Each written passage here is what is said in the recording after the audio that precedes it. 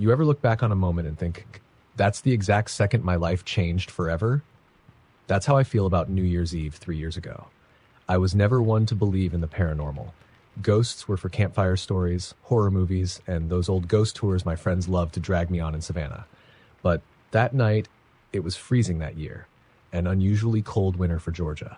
My boyfriend Tyler and I decided to rent a cabin in the North Georgia mountains to ring in the new year with our closest friends. It was supposed to be fun, drinks, a bonfire, and a view of the stars away from city lights. The place was old, though.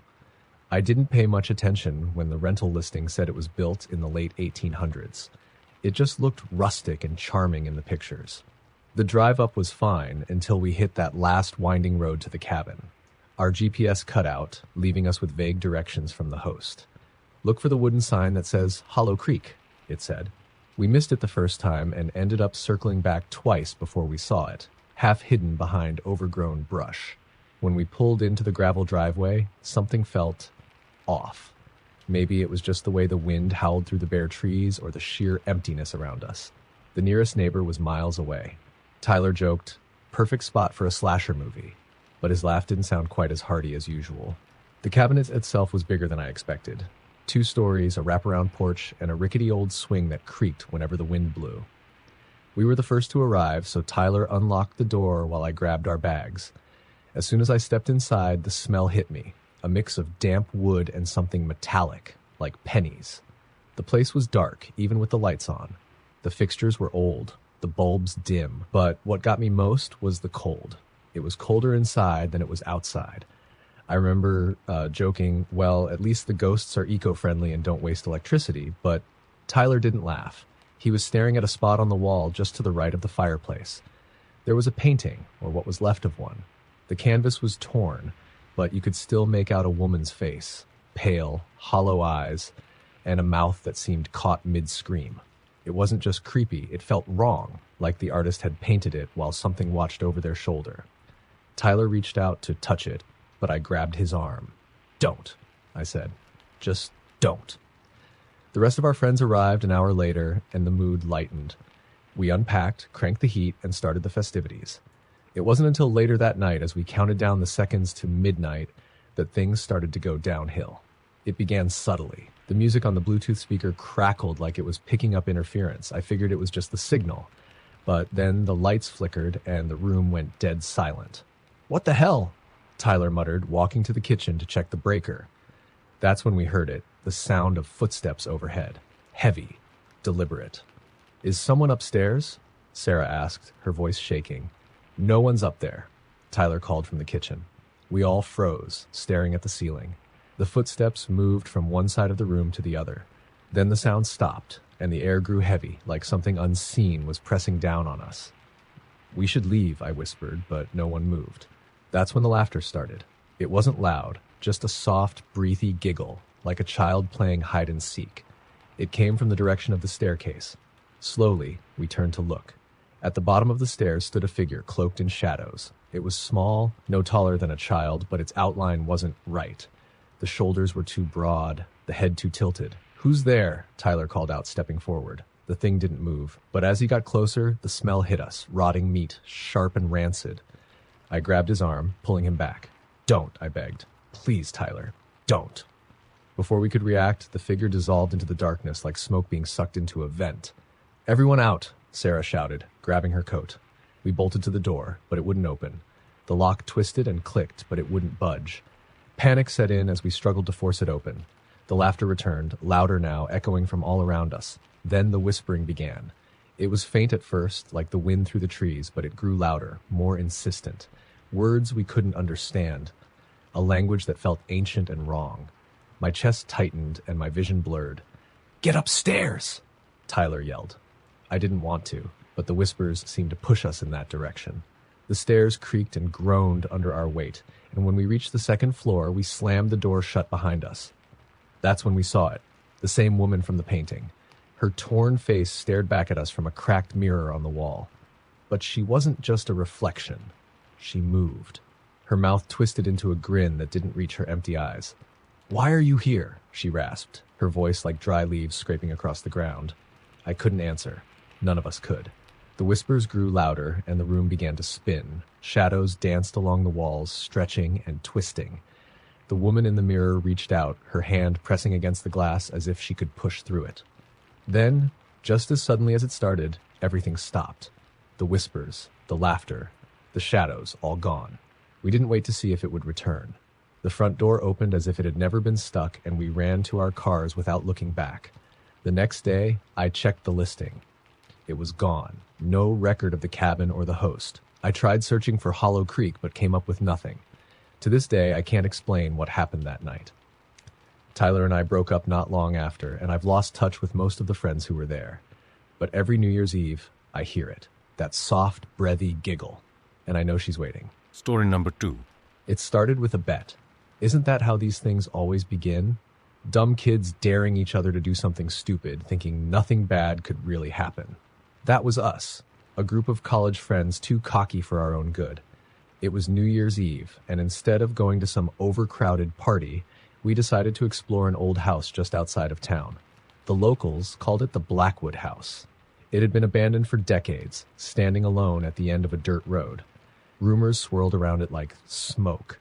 Some said the owner, an old woman named Margaret Blackwood, had been a witch. Others claimed she'd gone mad after her son died and hung herself from the rafters. Either way, no one had lived there since the 1950s, and no one dared to step inside, except us. There were 5 of us. Me, my best friend Kara, her boyfriend Mark, his cousin Nate, and this girl named Lila I barely knew. The bet was simple. Spend the night in the Blackwood house, and the winner got bragging rights for life. We packed flashlights, snacks, and a bottle of whiskey to keep us warm. The house loomed in the distance as we approached, its broken windows staring back at us like dead eyes. The porch sagged, and the front door hung slightly ajar. The wind howled through the surrounding trees, carrying with it the faintest whisper, like someone calling out from far away. "Creepy as hell," Kara muttered. "Just a house," Mark replied, though his voice lacked conviction. We stepped inside, our boots crunching on broken glass and debris. The air was heavy, carrying the scent of mold and decay. The living room was a mess, old furniture covered in cobwebs, wallpaper peeling from the walls, and a shattered mirror above the fireplace. "Home sweet home," Nate joked, though no one laughed. We set up camp in what used to be the dining room, spreading out our sleeping bags and lighting a couple of lanterns. For the first hour or so, we tried to keep things light. We drank, told stories, and teased each other about who would chicken out first. But as the night wore on, the house itself seemed to close in around us. It started with the noises. At first, it was just the creaking of the old wood, which we dismissed as the house settling. Then came the tapping, soft, rhythmic, like someone gently knocking on the walls. "You hear that?" Lila whispered. "Probably just a raccoon or something," Mark said, but his eyes darted nervously around the room. The tapping grew louder, moving from the walls to the ceiling, then to the floor beneath us. It stopped suddenly, leaving a deafening silence in its wake. "Okay, that's weird," Nate admitted. Kara shivered and wrapped her arms around herself. "I don't like this. Maybe we should just go." "We can't leave yet," Mark said. "We've only been here a few hours." As if in response, the tapping returned. This time, it came from the hallway. "All right, screw this," I said, grabbing my flashlight. "I'm checking it out." "Wait, don't go alone," Kara said, standing up. Reluctantly, Mark and Nate joined us, leaving Lila to guard our stuff. We moved slowly, our flashlights cutting through the darkness. The hallway was lined with faded portraits, each one depicting the same stern-faced woman, Margaret Blackwood. Her eyes seemed to follow us as we walked, her expression growing darker with each step. Did her face just change?" Kara asked, her voice trembling. "Don't be ridiculous," Mark said, but even he avoided looking directly at the paintings. At the end of the hallway was a door, slightly ajar. The tapping was louder now, coming from the other side. I reached out to push it open, but before my hand could touch the wood, the door swung inward with a deafening bang. We all jumped, our flashlights flickering wildly as the door revealed an empty room. The air inside was colder than the rest of the house, biting at our skin like needles. There was nothing there but an old rocking chair, gently swaying back and forth as if someone had just gotten up from it. "Let's go back," Nate whispered, his bravado completely gone. We turned to leave, but the hallway behind us was no longer empty. There she was, Margaret Blackwood. She stood at the far end of the corridor, her face pale and twisted in rage. Her eyes burned like embers, and her mouth hung open, emitting a low, guttural sound that made my stomach churn. "Run!" I screamed, and we bolted. The hallway seemed to stretch endlessly as we raced back toward the dining room. The sound of footsteps echoed behind us, heavy and fast. I didn't dare look back. When we burst into the dining room, we found Lila sitting in the corner, rocking back and forth with her knees pulled to her chest. "She's here," she whispered over and over. "She's here." "Lila, we have to go," Kara shouted, grabbing her arm. But Lila wouldn't move. Her eyes were wide and glassy, fixed on something we couldn't see. The lanterns flickered and went out, plunging us into darkness. That's when we heard it, a raspy voice whispering our names one by one. Nate, Kara, Mark, Sarah. It was coming from everywhere and nowhere all at once. Then, suddenly, Lila screamed, a blood-curdling, inhuman wail that made my ears ring. She threw her head back and her body convulsed violently. Get her up!" Mark yelled. But before we could, Lila went limp, collapsing to the floor. We didn't wait to see if she was still breathing. We grabbed her and bolted for the front door. The house seemed to fight us, the walls groaning and the floor buckling beneath our feet. Shadows danced along the edges of our vision, and that guttural moan grew louder, more insistent. When we finally burst outside, the cold air hit us like a slap. We didn't stop running until we reached the car. Nate fumbled with the keys, his hands shaking so badly he nearly dropped them. "Drive!" I screamed as the engine roared to life. We sped down the dirt road, the headlights barely piercing the darkness. In the rearview mirror, I saw the house growing smaller and smaller, its broken windows glowing faintly. No one spoke the entire drive back to town. We took Lila to the hospital, but the doctors couldn't explain what was wrong with her. She wouldn't speak, wouldn't eat. She just sat there, staring at nothing. A week later, she disappeared from her room. The nurses swore they hadn't seen anyone come in or out. As for the rest of us, we don't talk about that night. Kara and Mark broke up and Nate moved to another state. I've tried to forget, but every New Year's Eve I hear it. The tapping, the whispers, and her voice calling my name. Story number 3. New Year's Eve was supposed to be the start of something new, something hopeful. But for me, it was the night everything fell apart. I never believed in curses or haunted places before that night. But after what happened, I'll never dismiss those stories again. It all started when my childhood friends and I decided to spend New Year's Eve at the abandoned Rosewood Asylum. I didn't want to go.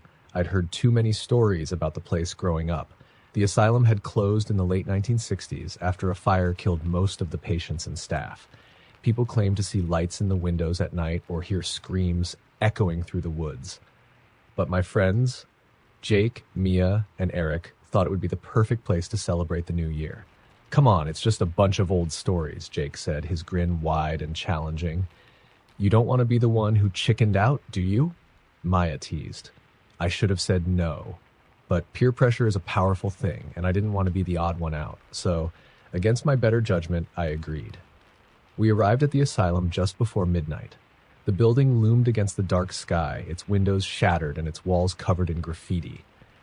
The air was colder than it should have been, and the wind carried a faint, acrid smell that turned my stomach.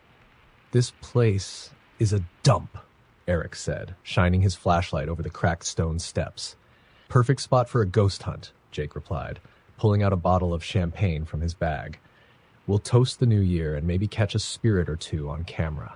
We climbed the steps and pushed open the heavy double doors. They groaned loudly, the sound echoing through the empty halls. Inside, the air was stale and suffocating. Broken furniture and discarded medical equipment littered the floor, and strange symbols were scrawled on the walls in what looked like dried blood. "Creepy," Mia muttered, stepping over a broken wheelchair. "Creepy is the point," Jake said, setting the champagne bottle on a dusty counter. We wandered through the asylum, our flashlights casting long, shifting shadows. The building felt alive, like it was breathing with us. Every creak of the floorboards, every distant rustle made my skin crawl. "Let's check out the basement," Jake suggested. "No way," I said, my voice trembling. "That's where the fire started." "Exactly," Jake said, his grin returning. "It'll be cool. Come on." Reluctantly, I followed as we descended the narrow staircase. The basement was worse than the upper floors. Darker, colder, and thick with the smell of ash and mildew. The walls were blackened with soot, and the floor was littered with charred debris. This is where they kept the worst of the patients, Eric said, shining his flashlight down a long, narrow corridor, the ones who couldn't be controlled. Stop trying to scare us, Mia said, though her voice lacked its usual confidence. We ventured further into the basement, and that's when things started to go wrong. It began with the sound of footsteps. At first, I thought it was just our echoes, but the steps didn't match ours. They were heavier, slower, coming from somewhere deeper in the asylum. Did you hear that? I whispered. Probably just the wind, Jake said, but even he looked uneasy. The footsteps grew louder, closer. Then we heard the whispering. It was faint, almost indistinguishable from the wind, but it was there. Words in a language I didn't understand, spoken by a voice that was neither male nor female. Maybe we should go, Mia said, her flashlight shaking in her hand. Relax, Jake said, though his voice was tight. It's just the building settling. But I could see the fear in his eyes. We rounded a corner and found ourselves in what used to be the patient isolation rooms. The doors were rusted and dented, some hanging off their hinges. Inside each room were chains bolted to the walls and floors. This is messed up, Eric said, peering into one of the cells. Then the door at the end of the hallway slammed shut. We all jumped, spinning toward the sound. Okay, who did that? Jake demanded, his bravado finally cracking. None of us, I said, my heart pounding. The whispering grew louder, echoing down the corridor. The temperature dropped sharply, and I could see my breath misting in the air. We need to leave, I said, backing toward the stairs. But when we turned around, the staircase was gone. The hallway stretched endlessly in both directions, the walls closing in. This wasn't here before, Mia stammered. The lights on our flashlights flickered, then went out completely. We were plunged into darkness. Stay close, Jake said, his voice barely audible over the whispering. I felt someone grab my hand, and I held on tightly. But then I realized something. Everyone else was ahead of me. I froze. Who's holding my hand? I whispered, my voice shaking. No one answered. The grip tightened, ice cold and impossibly strong. I screamed and yanked my hand away, stumbling forward into Jake and Mia. What's wrong? Mia asked, her voice trembling. Someone grabbed me, I said, tears streaming down my face. Someone who wasn't one of us. The whispering turned into laughter, low, guttural, and inhuman. A figure appeared at the end of the hallway, barely visible in the faint moonlight filtering through a cracked window. It was tall and thin, its limbs unnaturally long, its head tilted to the side as if it were studying us. Run, Jake said, his voice barely above a whisper. We bolted down the hallway, the figure chasing us. Its footsteps were deafening, echoing in the confined space. No matter how fast we ran, it seemed to get closer. Finally, we stumbled into a room and slammed the door shut behind us. The laughter stopped and the air grew still. What was that? Eric gasped, collapsing onto the floor. I don't know, I said, my whole body shaking. Mia pointed to the wall, her face pale. What is that? Scrawled across the walls in what looked like blood were the words, "You should not have come." The room grew colder and the laughter returned, louder than before. The door burst open and the figure stepped inside. Its face was a void, black and featureless, yet I could feel its eyes on me. It raised one impossibly long arm, pointing directly at me. I don't remember much after that. I woke up outside the asylum as the sun was rising, my friends lying unconscious around me. When they woke, none of us could explain how we got there. We never spoke about what happened that night. We all went our separate ways, unable to look each other in the eye. But every year on New Year's Eve, I dream of that figure, and I know it's waiting for me to come back. Story number 4. I never wanted to spend New Year's Eve in the middle of nowhere, but my friends convinced me it would be fun. A cabin in the woods, a roaring fire, and no cell service. What could go wrong? We were supposed to unplug, drink too much, and laugh about nothing until the clock struck midnight. Instead, I'm here, writing this down in case I don't make it. It all started with a game. The cabin belonged to Clara's uncle, and it had been abandoned for years. It was the kind of place that felt off as soon as you stepped inside. The air was heavy, carrying the faint smell of smoke and something sweet like rotting fruit. Still, we chalked it up to the place being old and settled in. There were 5 of us. Me, Clara, her boyfriend Josh, Emily, and Sam. Clara brought a stack of board games, but after a few drinks, Sam suggested something different. Let's play the game of names, he said, grinning like he'd just revealed a secret. What's that? I asked, already wary. It's an old tradition, Sam explained. You write down the names of everyone here along with one stranger. Then we draw a name and the person has to answer 3 questions. But if you draw the stranger's name, something bad happens. That's stupid, Emily said, rolling her eyes. What kind of bad thing? Depends on the story, Sam said. Some say the stranger comes for you. Others say they make you do something terrible.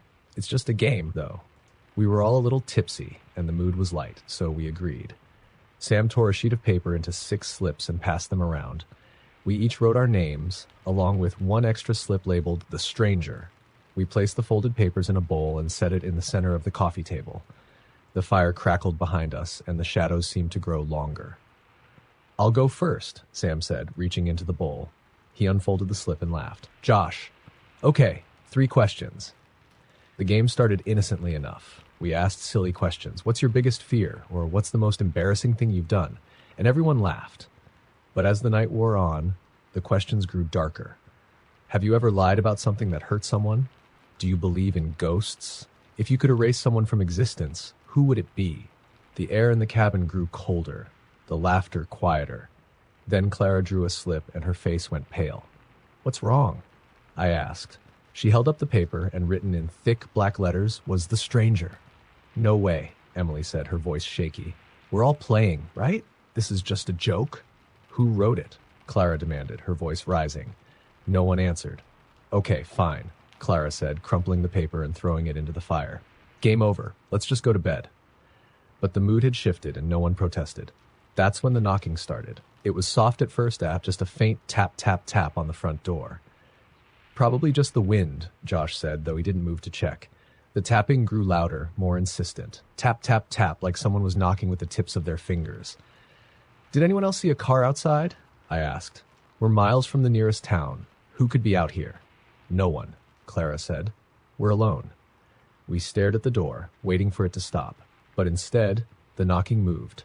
It started on the windows, then the back door, then the walls. It was everywhere, surrounding us. Maybe we should just look, Sam said. Are you insane? Emily snapped. What if it's, I don't know, an animal or something worse?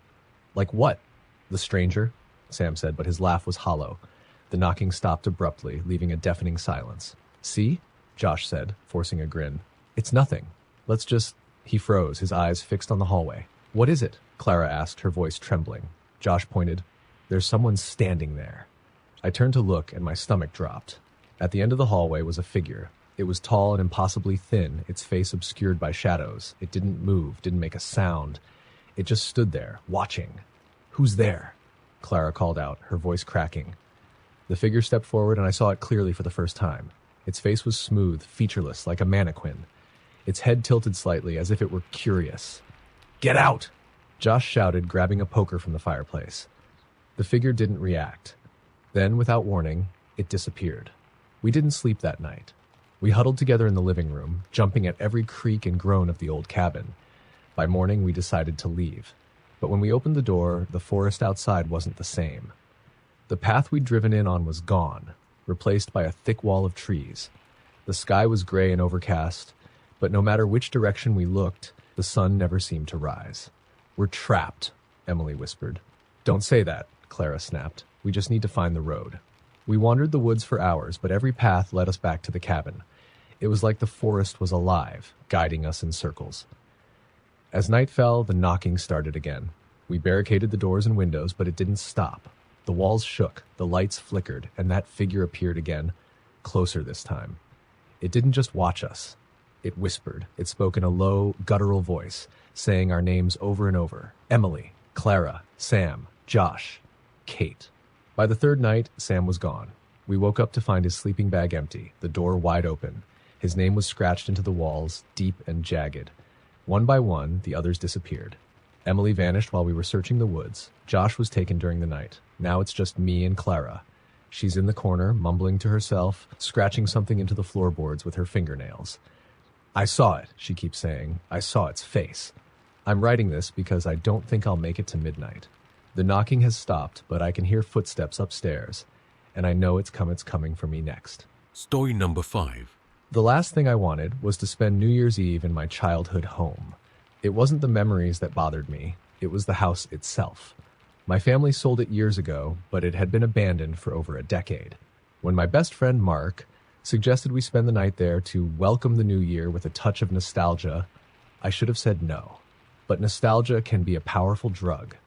The house stood at the edge of the woods, its peeling paint and broken shutters giving it a haunted appearance even in daylight. By the time we arrived, the sun was setting, casting long, jagged shadows over the overgrown lawn. "It looks worse than I remember," I muttered as we approached the front porch. Mark laughed, slapping me on the back. "That's part of the charm. Come on, it's just a house." The door creaked open with a sound that sent shivers down my spine. Inside, the air was damp and musty, carrying the scent of decay. The wallpaper was peeling, and the floorboards groaned under our weight. We were joined by 3 others: Sarah, Mark's girlfriend, Ethan, the skeptic, and Rachel, who was always up for anything that involved a thrill. "This place is a death trap," Sarah said, wrinkling her nose. "Are we really staying here all night?"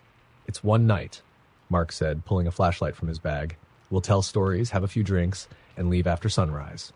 We set up camp in the living room, using old furniture and blankets to create a semblance of comfort.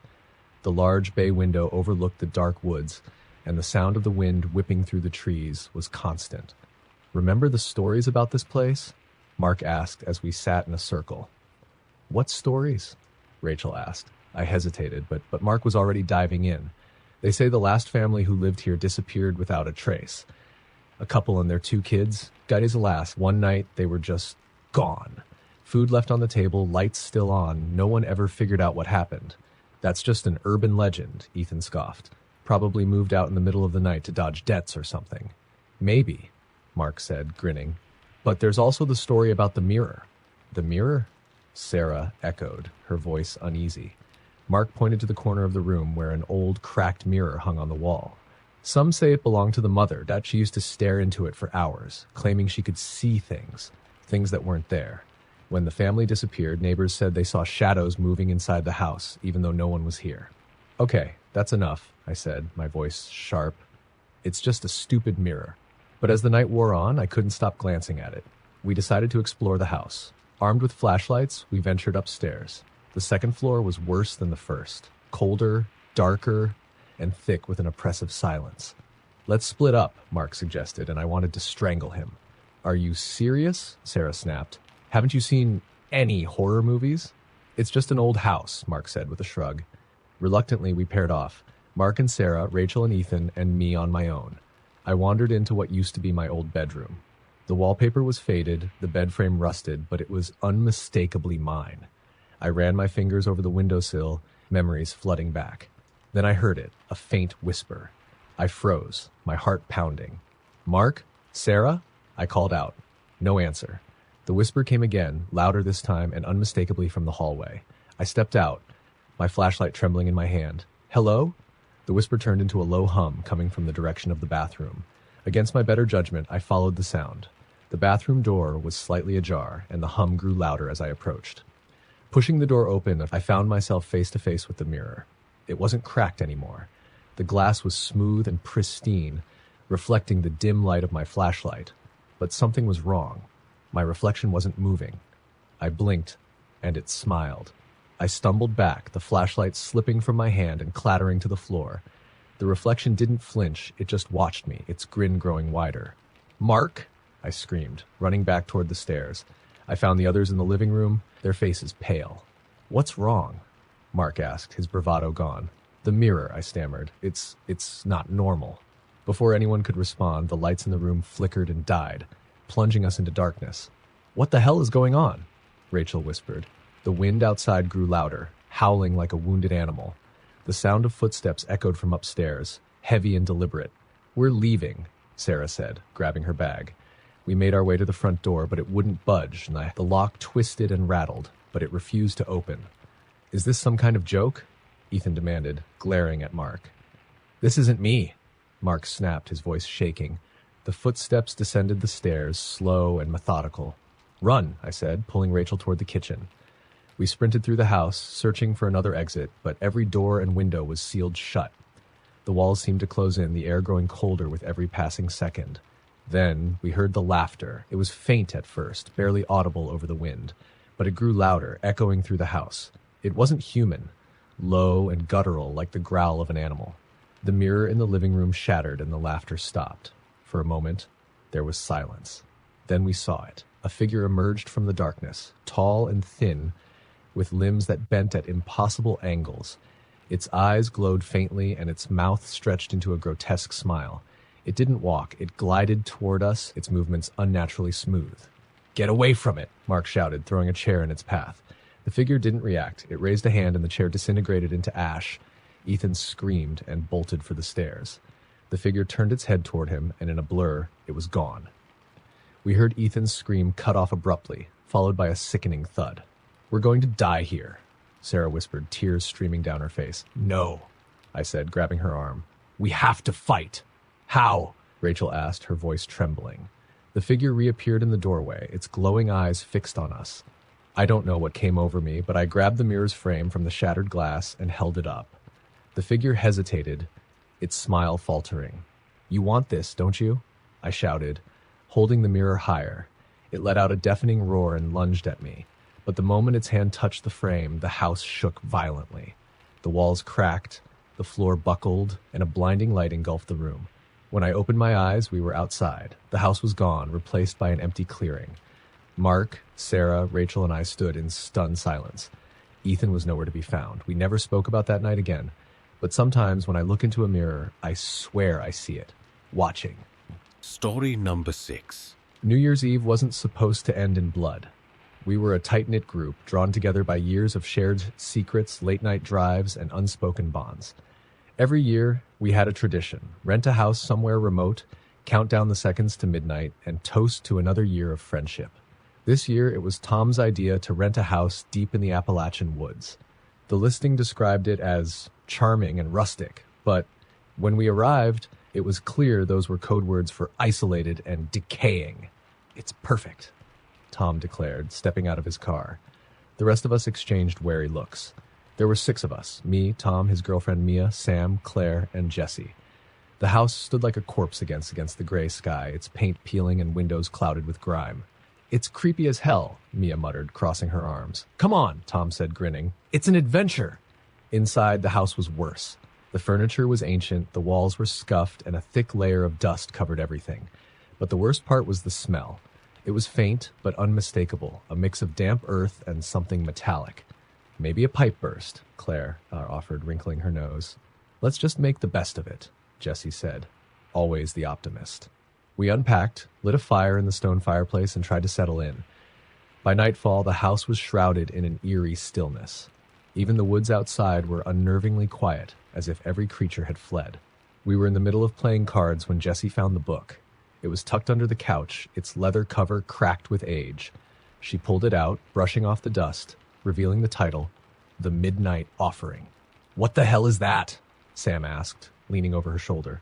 "Looks old," Jesse said, flipping it open. The pages were yellowed and filled with strange symbols, scrawled notes, and what looked like a list of instructions. "Don't mess with it," I said, a knot forming in my stomach. "Relax," Jesse said, laughing. "It's probably just an old diary or something." But Mia leaned closer, her face pale. This isn't a diary. It's some kind of ritual book." Tom's eyes lit up. "Rituals? Like summoning demons? Don't even joke about that," Claire snapped. Jesse skimmed a few pages and then read aloud, "To cleanse the old year and summon the new, an offering must be made beneath the chime of midnight."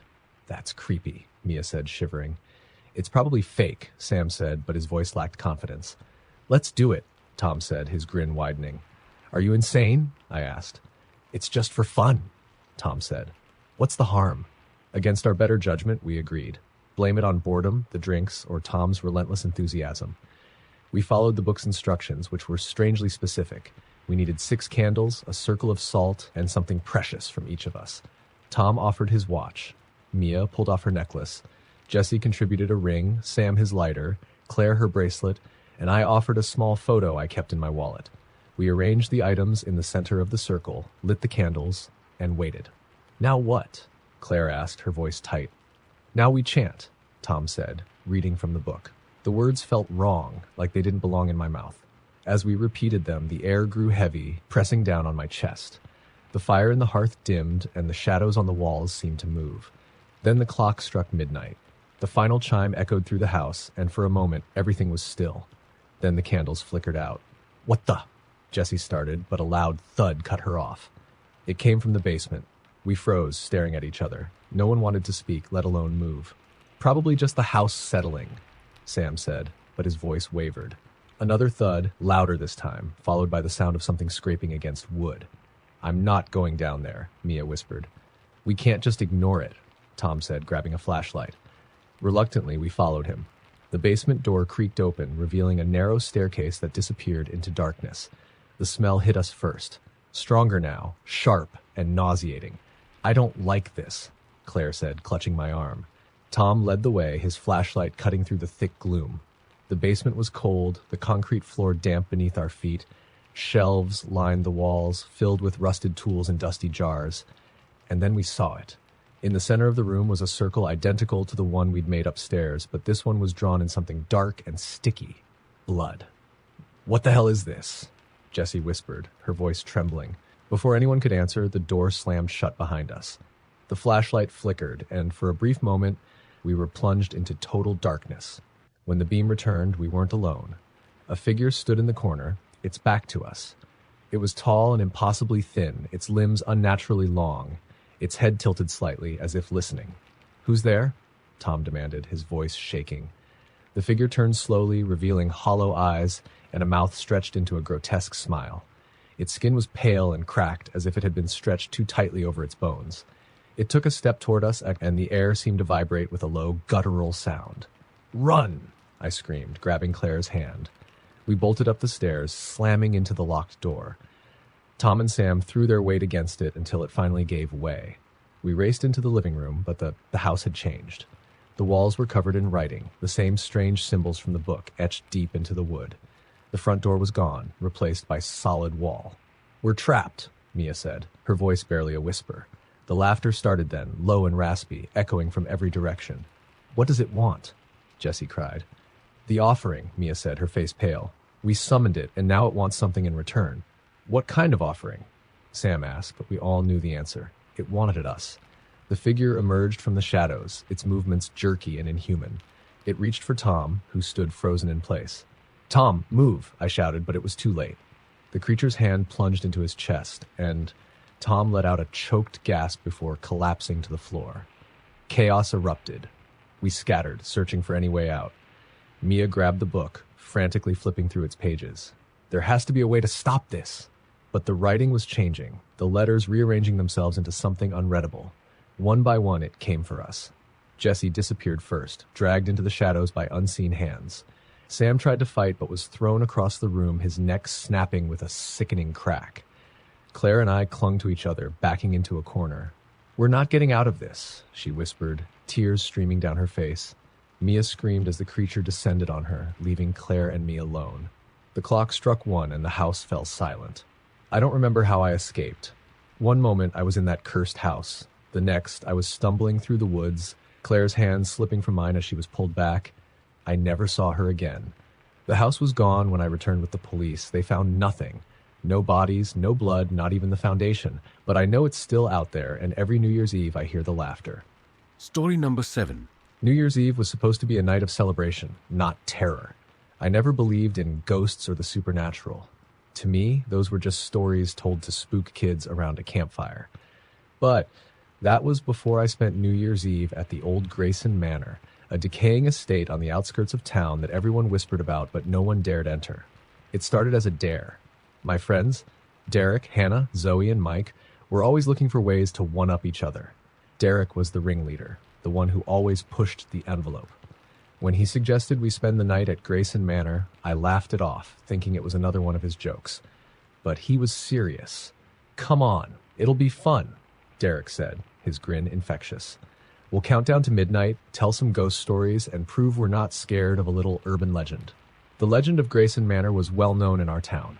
Decades ago, it belonged to the Grayson family, wealthy, reclusive, and surrounded by mystery. On New Year's Eve in 1949, the entire family was found dead. The official cause of death was carbon monoxide poisoning, but locals insisted something far more sinister had happened. They claimed the house was cursed, that anyone who entered would never leave the same. Against my better judgment, I agreed. The house was worse than I imagined. It loomed against the night sky like a shadow, its windows broken and its walls covered in ivy. The air was thick with the scent of decay, and the silence was oppressive. "We're really doing this," Zoe muttered, clutching her coat tightly. "Damn right we are," Derek said, pushing open the heavy wooden door. The inside was worse. The wallpaper was peeling, the floors creaked with every step, and the furniture was draped in dusty sheets. A grand staircase spiraled upward, its banister covered in cobwebs. "Home sweet home," Mike joked, but his voice was strained. We set up in what must have once been the parlor, lighting a few candles to push back the darkness. The flickering flames cast eerie shadows on the walls, making the space feel alive. "This place is creepy as hell," Hannah said, glancing around. "That's the point," Derek said, pulling out a flask. "Let's make some memories." For the first hour, it was fine. We laughed, drank, and shared ridiculous stories. But as the clock ticked closer to midnight, the atmosphere shifted. The air grew colder, and the silence became heavier, as if the house itself were holding its breath. It started with a whisper. At first, I thought it was just my imagination, a faint, indistinct sound that seemed to come from the walls. But then I saw Zoe stiffen, her eyes darting around the room. "Did you hear that?" she asked. "Hear what?" Derek said, though his grin faltered. "Voices," Zoe said, her voice barely above a whisper. We all listened, straining to hear. At first, there was nothing. Then, faint and distant, came the sound of a child's laughter. "Okay, very funny," Hannah said, glaring at Derek. "Who brought the speakers?" "I didn't do that," Derek said, looking genuinely confused. The laughter grew louder, echoing through the house. It wasn't joyful, it was sharp and mocking, sending chills down my spine. "I'm done," Zoe said, standing abruptly. "This isn't funny anymore." "Wait," Derek said, grabbing her arm. "Let's just see where it's coming from." "Are you insane?" I asked, my heart racing. But Derek was already moving toward the staircase, his flashlight cutting through the darkness. Against my better judgment, I followed, along with the others. The laughter stopped as we reached the second floor, replaced by a low, rhythmic thumping. "It's coming from the attic," Derek said, pointing to a narrow staircase at the end of the hall. "Absolutely not," Hannah said, backing away. But Derek was determined. He climbed the stairs, and we reluctantly followed. The attic was freezing, the air thick with the scent of mildew. In the center of the room was a rocking chair, its wooden frame swaying back and forth as if pushed by an invisible hand. "I don't like this," Zoe said, her voice trembling. Suddenly, the chair stopped, and the temperature dropped even further. My breath fogged in the air, and the hairs on my neck stood on end. Then, a voice, low and guttural, whispered, "You shouldn't be here." We froze, too terrified to move. The rocking chair began to creak again, faster this time, and the sound of footsteps echoed from the floor below. "Someone's in the house," Mike said, his voice shaking. We scrambled down the stairs, our flashlights darting wildly. The footsteps grew louder, heavier, and the shadows on the walls seemed to move of their own accord. "We need to get out of here," Hannah said, tears streaming down her face. But the front door wouldn't budge. No matter how hard we pulled or pushed, it refused to open. The windows were the same, sealed shut as if the house itself were holding us captive. The footsteps stopped, and for a moment there was silence. Then, one by one, the candles went out, plunging us into darkness. Panic set in. We screamed for help, banged on the walls, and tried to force the door, but nothing worked. Then, in the faint moonlight streaming through the cracked windows, we saw them. Figures emerged from the shadows, their faces pale and their eyes hollow. They wore tattered clothing, stained with blood, and their movements were slow and deliberate. "The Graysons," Hannah whispered, her voice barely audible. The figures advanced, their lifeless eyes fixed on us. One reached for Zoe, its bony fingers curling around her wrist. She let out a blood-curdling scream as the figure dragged her into the darkness. "Zoe," I shouted, but she was gone. The rest of us ran, stumbling through the house in a blind panic. The walls seemed to shift and close in, the hallways stretching endlessly. Mike was the next to go. A shadow loomed over him, and before we could react, he was yanked into the floor, his screams fading into silence. "We're not getting out," Hannah sobbed, clutching my arm. "Yes, we are," Derek said, his voice desperate. There has to be a way. But deep down, I knew there wasn't. The clock struck midnight, and the house came alive. The walls pulsed with a dark red light, and the sound of whispers grew deafening. The remaining figures closed in, their faces twisted into grotesque smiles. Hannah tripped and fell, and I turned to help her, but Derek grabbed my arm. "Leave her!" he shouted, pulling me toward the staircase. I hesitated for a moment, but the look in his eyes was pure terror. Together, we bolted down the stairs, the whispers and footsteps growing louder behind us. When we reached the parlor, the front door was gone, replaced by a solid wall. "There's no way out," I said, my voice shaking. Derek sank to his knees, his face pale. "This can't be happening." The last thing I remember is the clock striking 1 and the house falling silent. When I woke up, it was daylight. The house was gone, replaced by an empty lot. The others were nowhere to be found, and the town claimed there had never been a house there to begin with. But every New Year's Eve, I dream of that house, and I hear the whispers calling me back. Story number 8. I don't think I'll ever celebrate New Year's Eve again. It was supposed to be a quiet night, a chance to escape the chaos of the city and ring in the new year with my boyfriend Alex. We'd rented a small cabin deep in the Montana woods. It was picturesque, surrounded by snow-covered trees and complete silence, except for the occasional rustle of branches in the wind. "Perfect for us," Alex said as we unpacked, smiling. The cabin was cozy, with a stone fireplace, a creaky wooden floor, and a large bay window overlooking the forest. The owner had warned us about the isolation. No cell service, no neighbors for miles. But that was exactly what we wanted. We spent the day hiking, exploring the snowy trails, and enjoying the stillness. By the time night fell, we were curled up by the fire, sipping hot chocolate and playing cards. "This is the best idea we've had all year," I said, laughing as I won another round. Alex rolled his eyes but smiled. "Don't get too cocky. The night's still young." The first knock came just before 10 p.m. We both froze. "Did you hear that?" I asked. Alex nodded, his brow furrowing. "It's probably just the wind." But then it came again, 3 sharp, deliberate knocks. "There's no one around for miles," I whispered, my chest tightening. Alex stood and grabbed the flashlight from the table. "Stay here," he said, heading for the door. I followed him despite his protest, my heart pounding in my chest. He opened the door slowly, and the icy wind rushed in, making me shiver. No one was there. The snow outside was untouched, pristine and undisturbed. "Maybe it was an animal," Alex said, though he didn't sound convinced. We closed the door, locked it, and tried to brush it off. But the air inside the cabin felt different, heavier, colder. At 11 p.m., the power went out. The firelight flickered weakly as Alex fumbled with the flashlight. "Probably the storm," he said, trying to sound calm. "Storm?" I asked, moving to the window. The night was clear, the stars shining brightly against the inky sky. Something moved in the woods. It was quick, darting between the trees, but I saw it. A shadow, tall, lanky, and unnaturally fast. "Alex," I said, my voice trembling. "What?" he asked, joining me at the window. I pointed to the forest, but the figure was gone. There was something out there. "Probably just a deer," he said, though his hand tightened around the flashlight. The knocking returned, louder this time. It came from the back door. "Who's there?" Alex shouted, his voice echoing in the cabin. No response. He moved cautiously toward the back door, motioning for me to stay put. I grabbed the fire poker, my hands shaking as I followed him anyway. The back door was locked, but the knocking continued, relentless and rhythmic. Alex yanked the door open, and again, there was nothing. "Okay, this isn't funny," he said, slamming the door shut. I glanced at the snow outside. There were no footprints. "It doesn't make sense," I whispered. We tried to settle down, but the tension was suffocating. Alex stayed close to the fire, flashlight in hand, while I kept glancing nervously at the windows. At 11:30 p.m., the whispers started.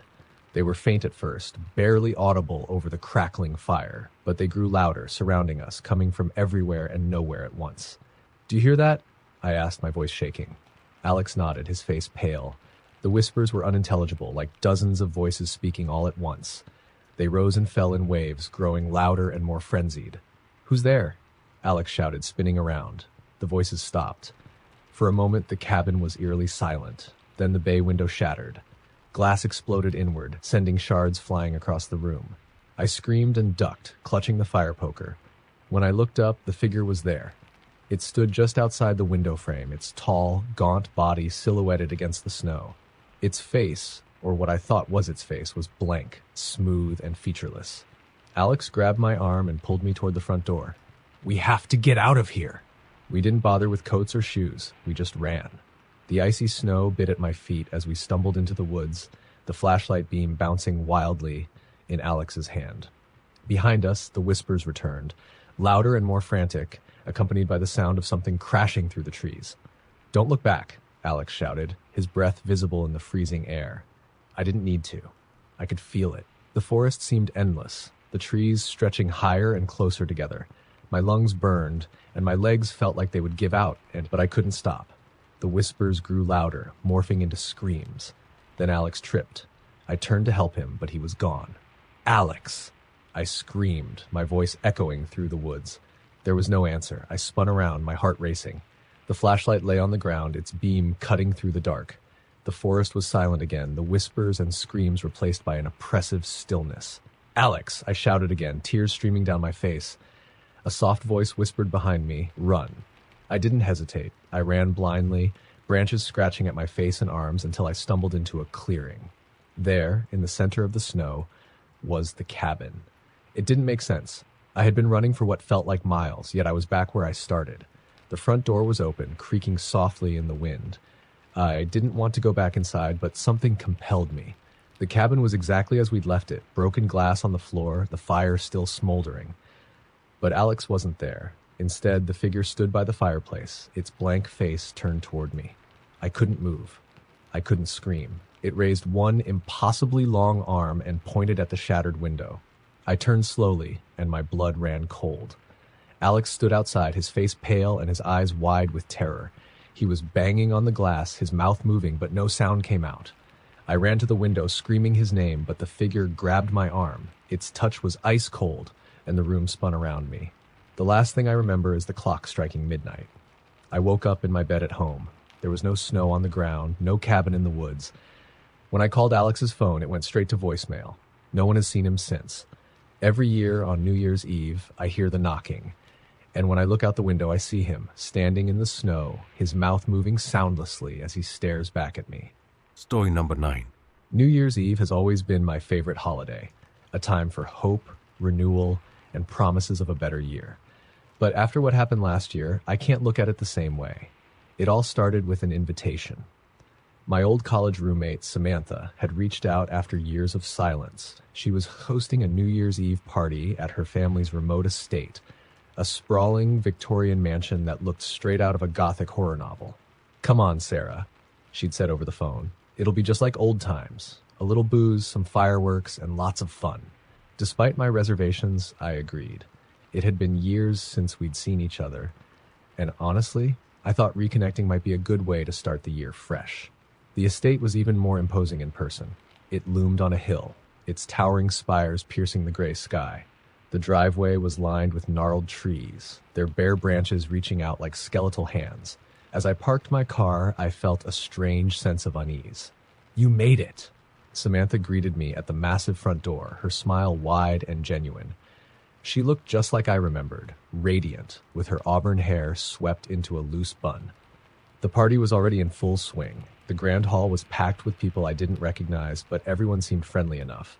The room was adorned with antique furniture, chandeliers dripping with crystals, and an enormous fireplace that cast flickering shadows on the walls. "This place is amazing," I said, trying to shake off the uneasy feeling. Samantha laughed. "It's been in my family for generations. Creepy, isn't it?" The night started innocently enough. Drinks, laughter, and stories of our college days. But as the clock ticked closer to midnight, the atmosphere began to change. It started with the lights.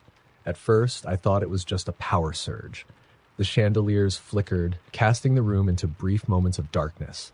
But each time the lights came back, it felt like the shadows had grown deeper, more pronounced. "Old wiring," Samantha said, waving it off, but her smile didn't reach her eyes. Then came the sound.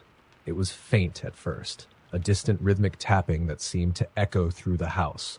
At first, no one noticed, but as it grew louder, the room fell silent. "Probably the wind," one guest offered nervously, but I knew better. The tapping wasn't random, it was deliberate, almost like a message. "Does anyone else feel that?" I whispered to Samantha. She didn't answer. Her face had gone pale, her eyes fixed on the grand staircase at the far end of the hall. The clock struck 11 and the tapping stopped. For a moment, the room was deathly silent. Then the whispers began. They were faint, just on the edge of hearing, like a chorus of voices murmuring from the shadows. The air grew colder, and I could see my breath fogging in front of me. "What's going on?" someone asked. their voice trembling. Samantha stood abruptly. "Everyone stay calm," she said, though her voice wavered. "It's probably just the old house settling." But her explanation did nothing to quell the growing sense of dread. The whispers grew louder, more distinct, though I still couldn't make out the words. They seemed to come from everywhere, from the walls, the floor, even the air around us. Then the clock chimed again, louder this time as it struck 11:30. The whispers stopped. A cold wind swept through the hall, extinguishing the candles and plunging the room into darkness. People screamed, fumbling for their phones or flashlights. When the lights returned, one of the guests, a young man named Brian, was gone. "Where did he go?" someone shouted. "He was right there," another guest said, pointing to an empty chair. We searched the house, calling his name, but there was no trace of him. Samantha seemed unusually quiet, her face drawn and tight. "What's going on, Sam?" I demanded, pulling her aside. She hesitated, her eyes darting to the shadows. "I didn't think it would happen again," she whispered. "Again? This house," she began, her voice shaking. It's cursed. Every New Year's Eve, it demands something. A life. It's been that way for generations." I stared at her, my blood running cold. "What are you talking about?" "It started with my great-great-grandfather," she continued. "He built this house on land that was wrong. He didn't know at the time, but the land had a history. Rituals, sacrifices, and now the house, it needs to be fed." "That's insane," I said, backing away. "I thought it was just a story," she said, tears streaming down her face. "But then it happened to my parents, and now it's happening again." Before I could respond, the clock struck midnight. The air grew heavier, and the whispers returned, louder and more insistent. The chandeliers began to sway, and the walls seemed to pulse, as if the house itself were alive. The guests panicked, running for the doors, but they wouldn't open.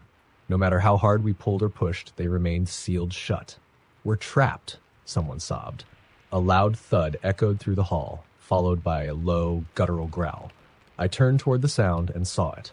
A figure stood at the top of the staircase, its form shrouded in shadow. It was tall and gaunt, with long, spindly limbs and eyes that glowed like embers. "It's here," Samantha whispered, her voice barely audible.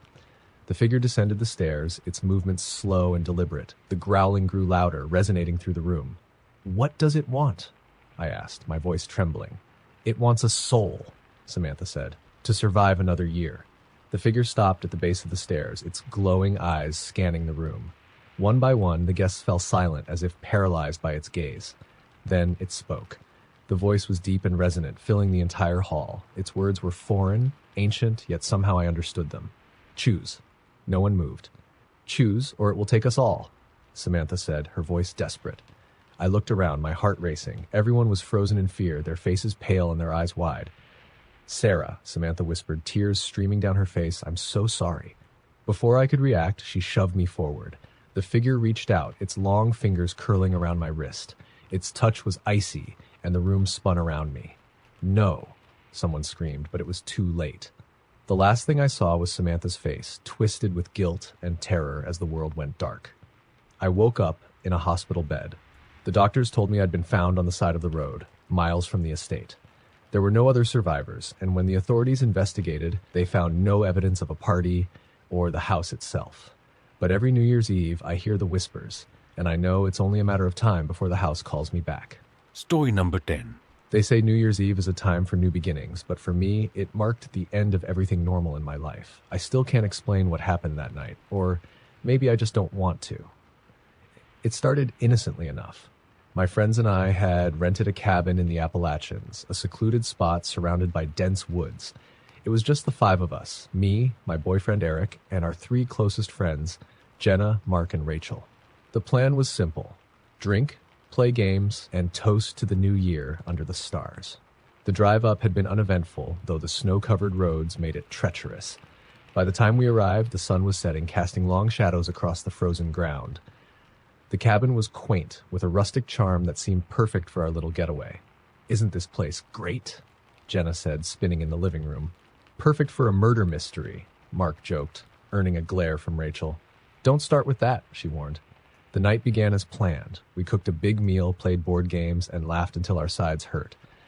By 10 p.m., the alcohol was flowing, and the mood was light. That's when the knocking started. It was faint at first, so faint that we almost didn't notice it. "Did you hear that?" Rachel asked, her eyes darting toward the window. Eric shrugged. Probably just the wind. But the knocking came again, louder this time. It was steady, rhythmic, and unmistakably deliberate. Is someone out there? Jenna asked, her voice trembling slightly. No way, Mark said, shaking his head. We're in the middle of nowhere. Eric grabbed a flashlight and headed for the front door. I'll check it out. I followed him, my stomach tightening with unease. When he opened the door, the icy wind rushed in, making me shiver. The porch was empty. Eric shone the flashlight into the woods, but the beam illuminated only snow-covered trees. There were no footprints, no signs of life. See? Nothing, he said, closing the door. We tried to shake it off, but the mood had shifted. The cabin suddenly felt less cozy and more oppressive, as though the walls were closing in. At 11 p.m., the power went out. The sudden darkness was jarring, and for a moment no one moved or spoke. Then Rachel let out a nervous laugh. Seriously, this is how horror movies start. Eric lit a few candles while Mark messed with his phone trying to get a signal. Nothing, he muttered. No bars. The knocking returned, louder than before. Okay, this is officially creepy, Jenna said, clutching a blanket around her shoulders. It's probably some animal, Eric said, though his voice lacked conviction. Mark wasn't buying it. An animal? Knocking? Come on, man. The knocking didn't stop this time. It grew louder and faster, echoing through the cabin like a drumbeat. Should we call someone? Rachel asked, her voice rising with panic. With what signal? Mark snapped. Suddenly, the sound stopped. The silence was deafening, but it didn't last long. A low, guttural growl came from outside, followed by the sound of something scratching at the walls. What the hell is that? Jenna whispered. No one answered. Eric grabbed the fire poker, his knuckles white as he gripped it. Everyone stay together, he said, his voice firm. The scratching grew louder, circling the cabin. Whatever it wasn't small. Mark grabbed a knife from the kitchen, while Rachel clung to Jenna, both of them trembling. And then, just as suddenly as it had started, the noise stopped. For a moment, we thought it was over. But then we heard the whispering. It was faint at first, like a breeze through the trees, but it grew louder, and soon it was unmistakable. Voices, dozens of them, murmuring in unison. What are they saying? Jenna asked, her voice barely above a whisper. I don't know, I said, straining to listen. The whispers grew louder and more insistent, filling the room. They seemed to be coming from everywhere at once, above us, below us, and all around. Make it stop, Rachel cried, covering her ears. The clock struck midnight. The whispers stopped, but the relief was short-lived. The front door burst open with a deafening crash, and the freezing wind howled through the room, extinguishing the candles. In the darkness, I could hear it, the growling, deep and menacing. I fumbled for my phone, using its flashlight to cut through the blackness. That's when I saw it. A figure stood in the doorway, all and impossibly thin. Its limbs were unnaturally long, and its face was a void, a black, featureless expanse that seemed to absorb the light. Oh my God, Jenna whispered, backing away. The figure moved slowly into the room, its elongated arms reaching out as if searching for something. Run! Eric shouted, shoving me toward the back door. We scattered, each of us fleeing in different directions. I ran blindly into the woods, the icy snow numbing my feet. Behind me, I could hear the whispers again, louder now, as though they were chasing me. I didn't stop running until I tripped over a tree root, falling hard into the snow. When I looked back, the cabin was gone. The woods were silent. Too silent. Eric? I called out, my voice trembling. There was no answer. I stumbled to my feet, trying to get my bearings. The trees loomed around me, their bare branches twisting like claws. I turned in circles, disoriented and terrified. That's when I saw them. The figures were everywhere, standing silently among the trees. They were identical to the one in the cabin, tall, thin, and faceless. They didn't move, but I could feel their eyes, or whatever they had, watching me. I backed away, my breath coming in shallow gasps. The whispers returned, louder than ever, and the figures began to move. They didn't walk or run. They glided toward me, their movements smooth and unnatural. I screamed and turned to run, but they were faster. The last thing I remember is the sensation of cold hands wrapping around my arms, pulling me into the darkness. I woke up in my car, parked at the base of the mountain. The sun was rising, casting a golden glow over the snow. The cabin was gone. When I tried to call Eric, Jenna, Mark, and Rachel, their numbers were disconnected. The police found no trace of them or the cabin. Now, every New Year's Eve, I hear the whispers. They grow louder each year, and I know it's only a matter of time before they come for me again.